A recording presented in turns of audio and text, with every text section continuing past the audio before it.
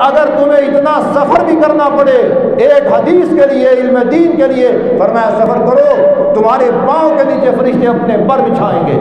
اور علم حدیث، قرآن کا علم، اس کو پڑھنے والے کے بارے میں آتا ہے کہ جو اس کو پڑھنے کی نیت سے اپنے گھر سے نکلتا ہے، سمندر کی مچھلیاں، آسمان کے فرشتے اس کے لیے دعائیں مغفرت کرتے ہیں، دعائیں مغفرت۔ اور یہ نہیں کہ ہم پڑھیں کچھ اور تو امید رکھیں ایسے ثواب کی، یہ بہت ہمارا نظام تعلیم غلط ہے۔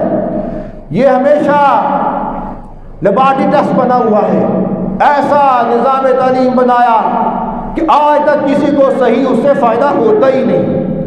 ہمیشہ ہر سال تبدیلی کرتے ہیں، ہر سال نیا نظام، کیا جی تبدیلی کر رہے ہیں؟ اب کیا جی اب ترجمہ آ گیا۔ ترجمہ پڑھانے والے بھی اداروں میں وہ جن کو خود قرآن نہیں آتا۔ یہاں بچے کل پڑھ رہے تھے ترجمہ، چھوٹے چھوٹے بچے، کون سی کلاس میں ہو گئی؟ چھٹی پانچویں میں۔ کیا پڑھتے ہو کہ ترجمہ یاد کر رہے ہیں؟ یہ مذاق نہ کرو، تم دین کے ساتھ مذاق کر رہے ہو کہ 5 سال کا بچہ یا 10 سال کا بچہ اس کو ترجمہ پڑھانے کی کوشش کی جاتی ہے۔ وہ پڑھانے والوں کی پہلے تربیت کرو، جس طرح انہوں نے ریاضی پڑھا وہ ریاضی پڑھا رہے ہیں، انگلش پڑھی انگلش پڑھا رہے ہیں، اسی طرح وہ ترجمہ پڑھیں پھر ترجمہ آگے پڑھائیں۔ پڑھا پورا کچھ بھی نہیں، استادوں کو کہہ دیا کہ جی تم نے ترجمہ پڑھانا۔ یہ تو ہمارے نظام تعلیم کا حال ہے۔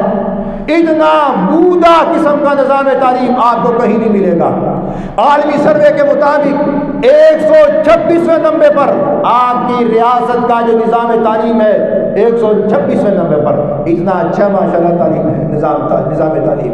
ہم بڑی بڑی بھاری فیسیں لے کے بچوں کو پڑھاتے ہیں، اور حالت ہماری یہ ہے کہ ہمارا سرکاری اداروں پر اعتماد نہیں ہے، سرکاری اداروں پر اعتماد نہیں۔ اس کی وجہ کیا ہے؟ اب اس کی وجہ اگر میں آپ کے سامنے رکھوں بہت سے لوگ ناراض ہو جائیں گے، لیکن دیکھنا یہ ہے آخر وجہ کیا ہے۔ آپ بھی تلاش کرو کہ اپنے بیٹے کے لیے تم ایک پرائمری اسکول جو گورنمنٹ کا، اس کا انتخاب نہیں کرتے کہ جو حکومت اپنا پیسہ وہ پیسہ خرچ کر رہی ہے جو حکومت کو تم ٹیکس دے رہے ہو، وہ تمہارا ٹیکس دیا ہوا پیسہ ان کی تنخواہوں کے لیے آتا ہے، اور پھر آپ اپنا بچہ اس اسکول میں نہیں پڑھاتے کسی اور جگہ جہاں اتنے سارے پیسے دے کے پھر پڑھایا جاتا ہے، اور پھر وہاں سے بڑے ہوئے بھی کوئی قابل قدر لوگ نہیں ہوتے جو قابلیت والے نہیں۔ آپ کو اداروں میں ملیں گے وہ سرکاری پڑھے ہوئے، سرکاری اداروں میں یہی پڑھے ہوئے ہوتے ہیں، وہاں چلے جاتے ہیں، اور پرائیویٹ ادارے والے تو کامیاب ہوتے ہی نہیں، بہت کم شاد و نادر ہی، پھر اعتماد بھی نہیں کرتے۔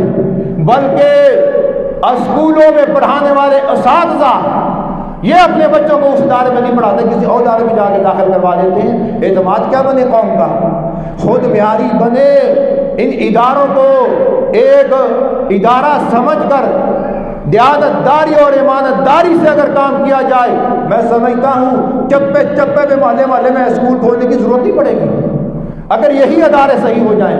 اور سب سے بڑی کمزوری کیا ہے؟ نصاب میں رکھ دیا ترجمہ قرآن اور تفسیر، اور پڑھانے والا کون ہے؟ ذرا ہمیں یہ بھی بتلا دو، آپ بھی ذرا ڈھونڈ لیں کہ پڑھانے والے ہیں کون؟ یہ قرآن سے ڈھونڈا مذاق۔